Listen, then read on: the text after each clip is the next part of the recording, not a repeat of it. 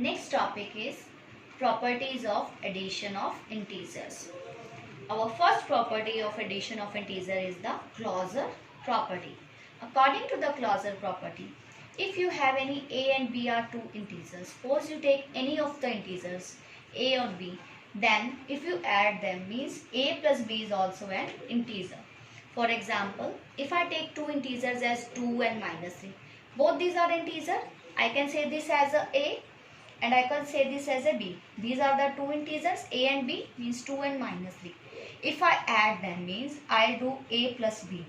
I am adding these two integers. So on adding them 2 plus minus 3.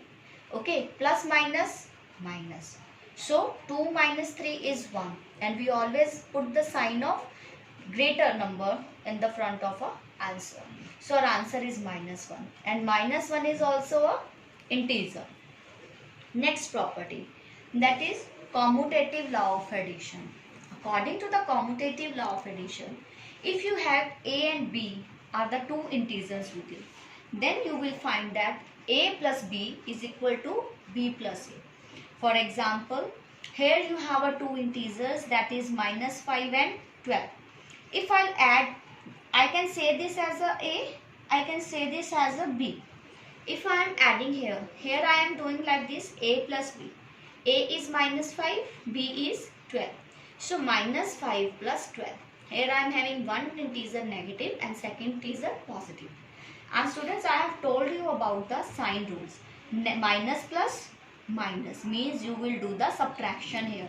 So on subtracting 5 from the 12, you will get here as a 7. And as positive sign is in front of the 12, so your answer will be plus 7, or you can say it as a 7. If I do the same as a b plus a, means 12 plus minus 5. We know that plus minus minus, so 12 minus 5 is also 7.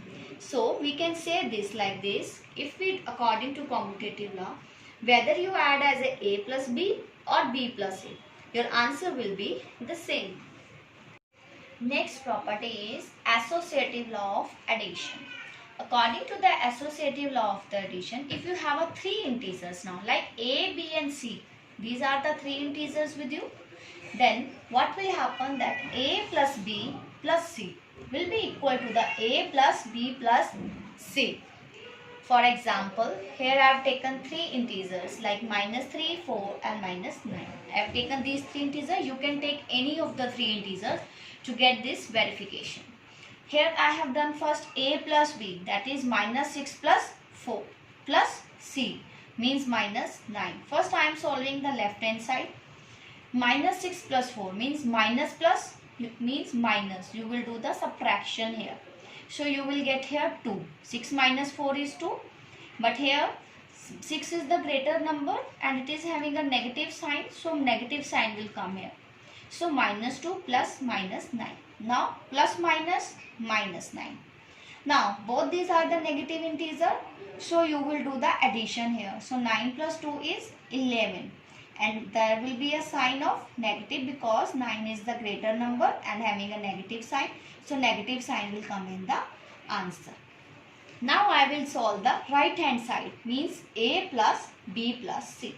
Your a is minus 6. So I will write here minus 6 plus b is 4. You will write 4 here. Then c is minus 9.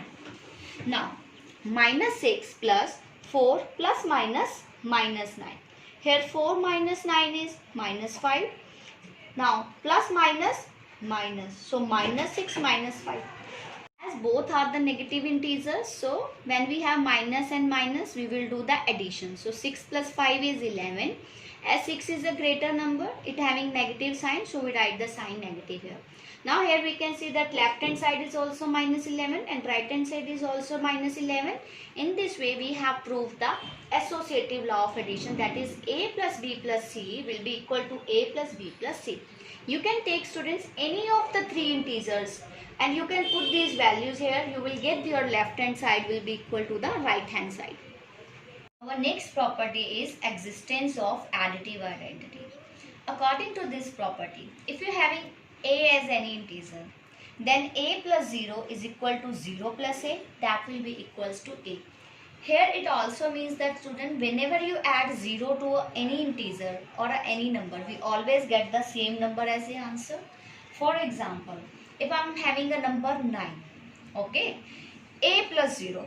This is our example. A 9 is considered as a. If I do a plus 0 means 9 plus 0.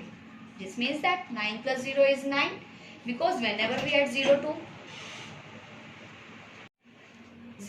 any number, we will get the same number as an answer. Similarly, if I say that 0 plus a means 0 plus 9. Here also I get the answer as a 9.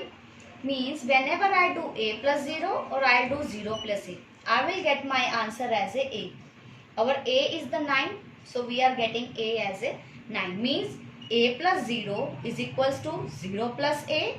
That will be equals to a. Okay student, this is your property of existence of additive identity. So we can say that this integer 0 is called as a additive identity. We can call the 0 as a additive identity. Our next property is the existence of additive inverse. Okay, according to this property, for any integer a, there exists its opposite, means minus a, such that we can say that whenever we add that integer with its opposite, we will always get the 0 as the answer. Okay. For example, if I consider minus 10, I have taken an integer minus 10. This is my a. If I add minus 10 is a, so its opposite will be the positive 10. If I add minus 10 plus 10, so what we will get students? I will get 0. Or if I do the opposite of that, if I do negative of a, my a is minus 10. If I do its negative as a positive 10 plus a, that is minus 10. Students, we know that plus minus minus, it is also 0. So it means that whenever we have any integer and we add the opposite of that integer, means if we having a positive integer, so its opposite will be the negative. That is, if we having a negative integer, its opposite will be the positive. Whenever we add an integer with its opposite, so we always get the 0 as the answer. Next property is existence of successor and a predecessor. Students, you have in your previous classes or in your smaller classes like class 1, 2, you have learned about the concept of the successor and a predecessor. Students, we know that what is the successor of any number. Whenever, suppose we are having a 2, okay, if I have to find the successor of 2, so I'll add 1 to it. So, successor of 2 is 3. I have to find the predecessor of 2. So, I'll subtract 1 from it. So, 1 is the predecessor of 2. Okay. Every integer has a successor and a predecessor. Means if you talk about the integers. Students, you know that integers involves the negative number, 0 and the whole positive numbers. So, every integer has a successor and a predecessor. If I talk about, for example, I talk about the 0. Okay. So, if I have to find the successor of a 0, we know that successor means the number just next to that numbers, means we add 1 to it. So if I add 1 to 0, means I have to find the successor of the 0. So I'll get the successor of the 0 as a 1. If I have to find the predecessor of a 0, okay, means you will subtract one number from it. You know that students, in number line, we always, whenever we have to find the predecessor, means we have to subtract one number. So we move to the left side of the number line. So when we move left side to the number line, so what we will get? We will move up to the -1. So -1 is the predecessor of the 0.